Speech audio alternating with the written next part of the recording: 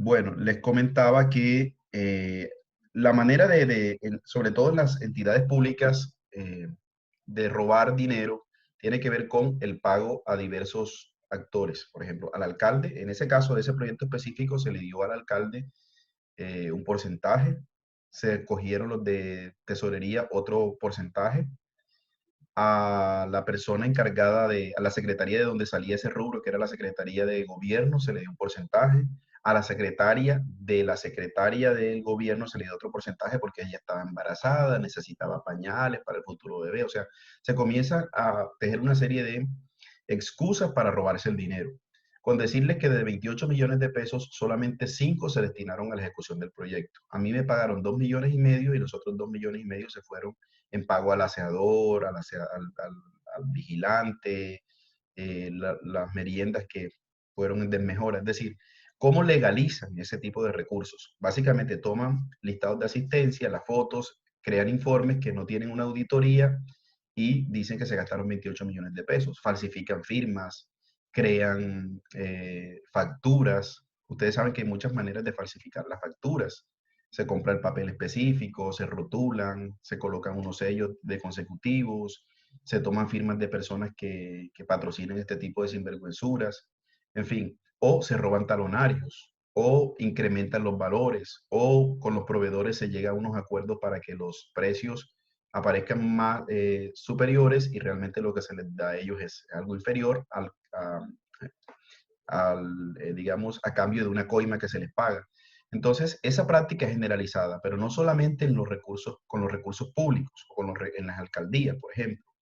Creo que les comenté el caso de una empresa concesionaria vial en la que yo trabajé, donde hubo otro tipo de negocios. Se iba a hacer la conectante en un lugar, se hizo en otro, para favorecer la valorización de unos predios de un personaje público, ¿verdad?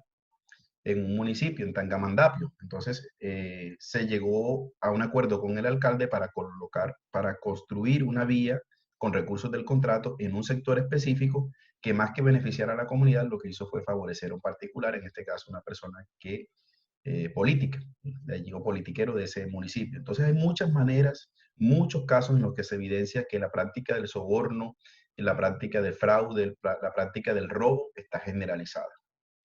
Aquí estamos dando unas cifras a nivel internacional con base en un informe, pero si nos detenemos en los casos nacionales, imagínense eso, no pararíamos de hablar de ello. Incluso estamos hablando de empresarios colombianos que creen que el soborno es una práctica habitual. No estamos diciendo si están de acuerdo o no, sino que consideran que es algo natural. Y estamos hablando de empresarios privados. Esta encuesta que hizo una organización llamada EY Internacional, tuvo como una muestra 3.000 ejecutivos de 62 países. Los encuestaron. Dentro de esos países está Colombia. En Colombia se consultaron a 50 empresarios de diversos sectores de la industria que consideraron que era importante saber con quién se hacían negocios. Pero de estos empresarios colombianos, el 80% considera que el soborno y la corrupción son prácticas habituales para hacer negocios. Habituales, o sea que está incardinado en la práctica empresarial. O sea, consideran que la manera de hacer negocios en Colombia es fraudulenta. Si es una práctica habitual, significa que hace parte de los procedimientos, significa que hace parte del modus operandi de la organización, significa que hace parte de la naturaleza empresarial colombiana, ¿verdad? Esto es grave, porque si estamos hablando de ejecutivos, 50 empresarios de diversos sectores, y el 80% considera que es una práctica habitual, podríamos pensar que en una ampliación de la muestra estos valores se van a mantener, ¿no? La media de las personas que consideran que eso es una práctica inadecuada o más bien habitual, el soborno, en todos los países es del 39%. O sea que en promedio los países, los encuestados de todos los países consideran en un 39% que es una práctica habitual. Colombia está superando esa media. O sea, se supone que las prácticas fraudulentas acá son superiores al resto de los países que fueron encuestados. 30% de estos ejecutivos consultados estaría dispuesto a cometer actos no éticos para justificar un negocio. Estarían dispuestos a falsificar los resultados financieros o a hacer pagos indebidos. En los mercados emergentes se tiene la idea de que los culpables de la corrupción no son castigados, lo que decíamos, la percepción de que no hay un castigo da pie para la comisión de esa conducta inadecuada. Como no me van a castigar, entonces yo me creo con la potestad de poder incurrir en una conducta inadecuada. Esa es la opinión del 48% en Colombia y del 70% en Brasil. O sea, la mitad de los encuestados en Colombia creen que no son culpables o que los culpables no son judicializados, no son castigados. Eso incrementa entonces la posibilidad de la comisión del delito.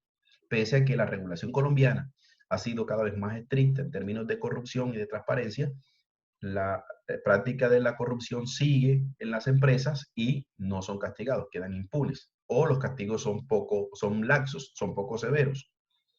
El 42% de los consultados justificaría un comportamiento antiético si lo lleva a cumplir objetivos financieros. Entonces, cuando hablamos de la escala de valores de Abraham, de la escala de valores, nosotros situamos, o el 42% de los consultados sitúa el dinero por encima de los valores, como la ética, como la honestidad, por ejemplo, la familia, el compromiso. Entonces, ¿qué conclusión se puede sacar aquí?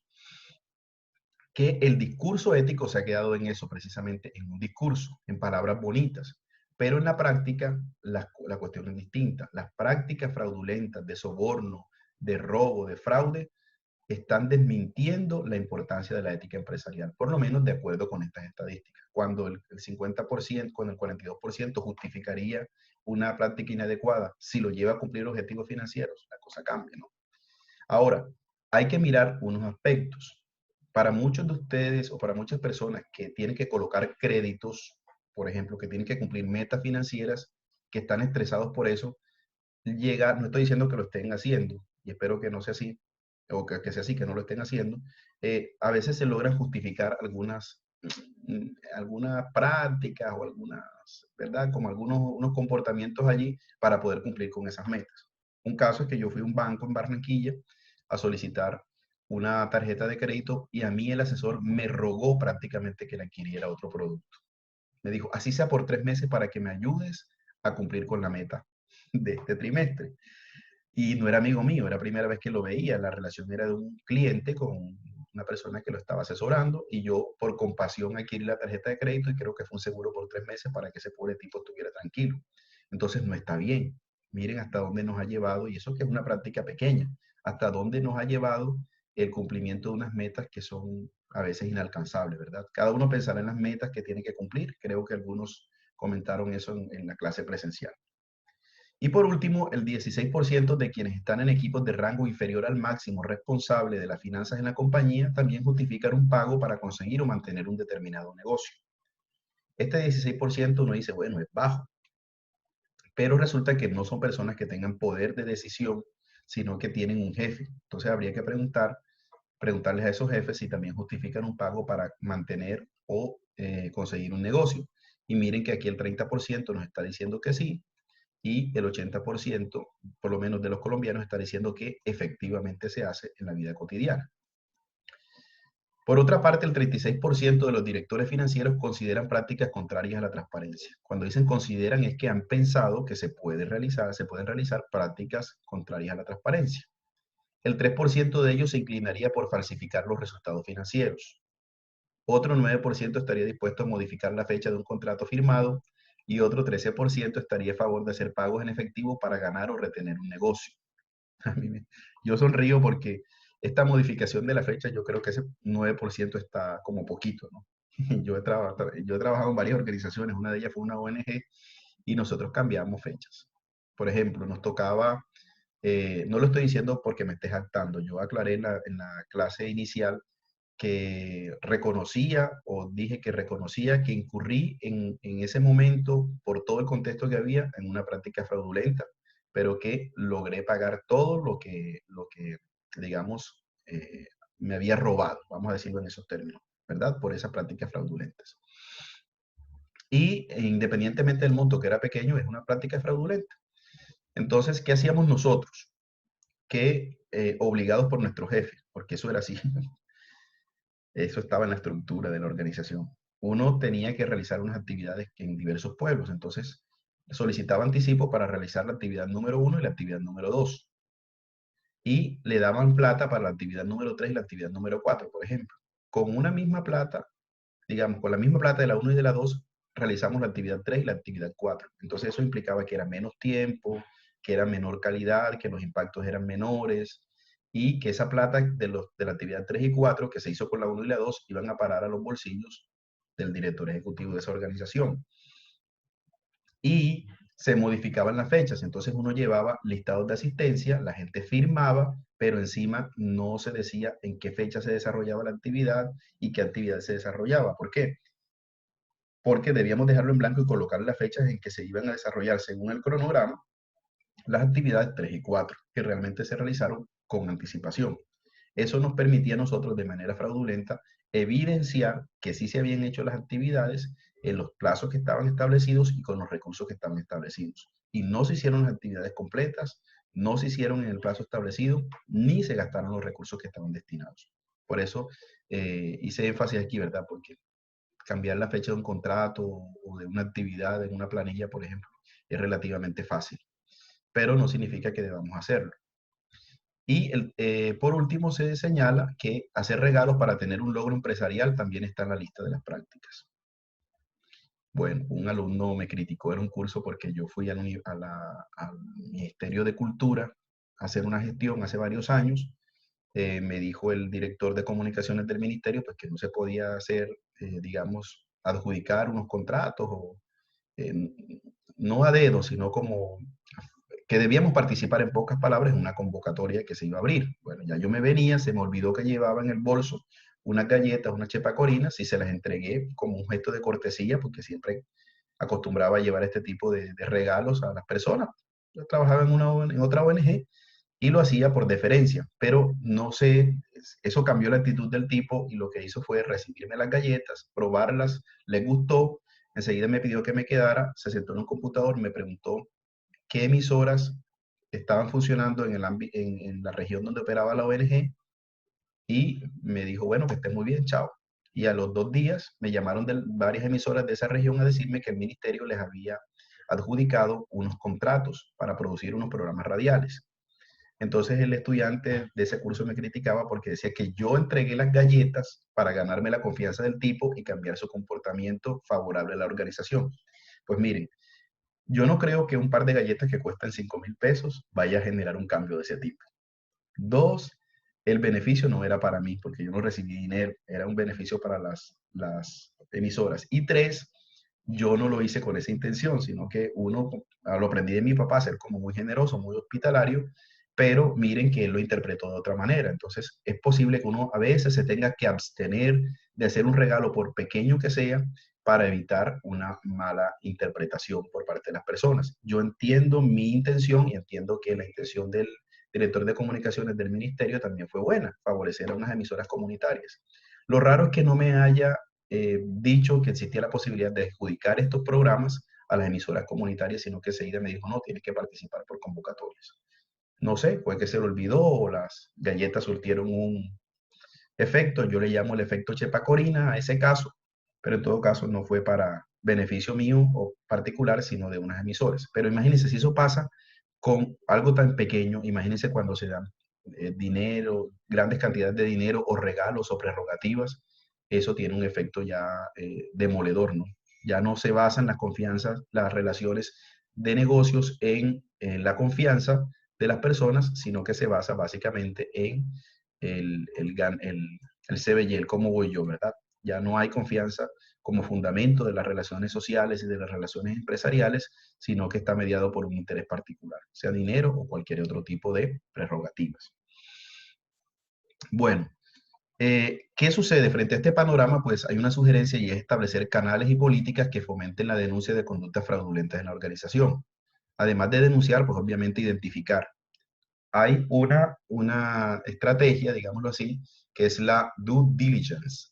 La due diligence, aquí presento dos conceptos. Uno está tomado de un autor que es Luis Cazorla y el otro de una página web, pues creo que bastante frecuentada por algunos de ustedes, que es actualicese.com. Allí lo publicó la Superintendencia de Sociedades. En una guía que ellos publicaron, una circular, disculpe, que ellos publicaron, aparece este concepto de due diligence o debida diligencia.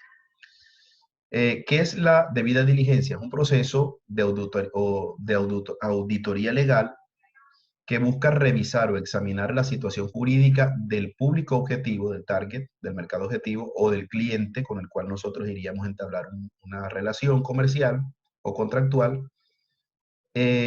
Hacer ese examen de esa situación jurídica de ese cliente o de ese target previa a la elaboración y firma de un contrato de compraventa. Entonces, esto va de la mano con el hecho de que los empresarios colombianos están interesados en saber con quiénes realizan sus negocios. Es la primera indagación que nosotros debemos hacer. ¿Con quién nos vamos a meter?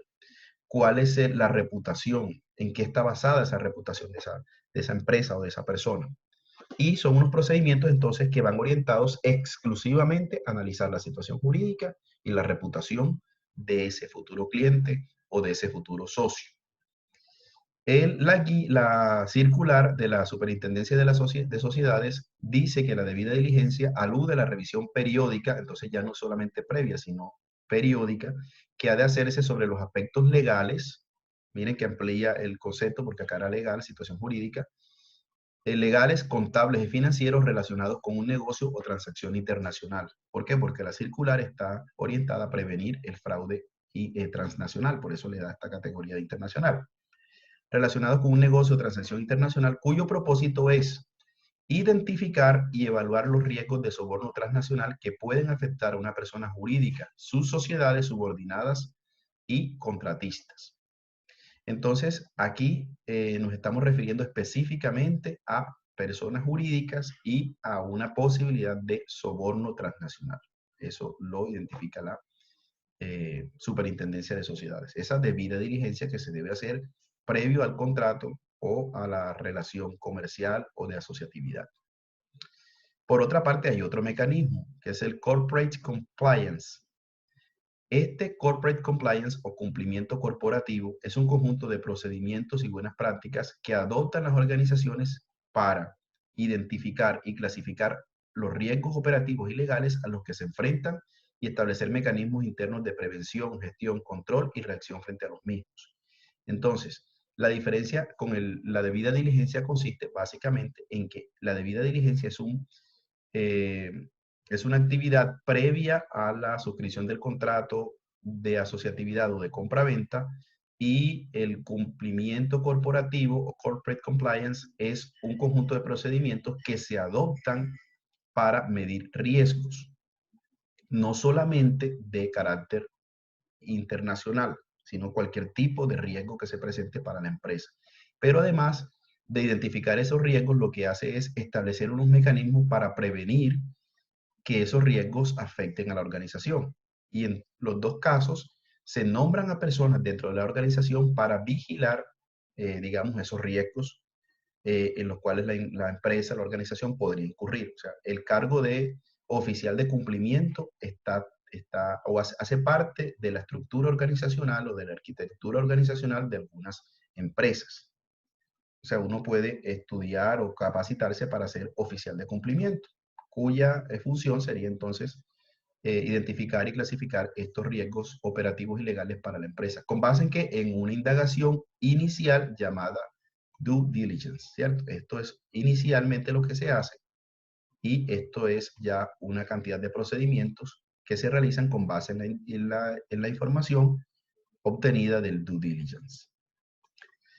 Bueno, ¿cómo aparece dentro de la arquitectura organizacional dentro del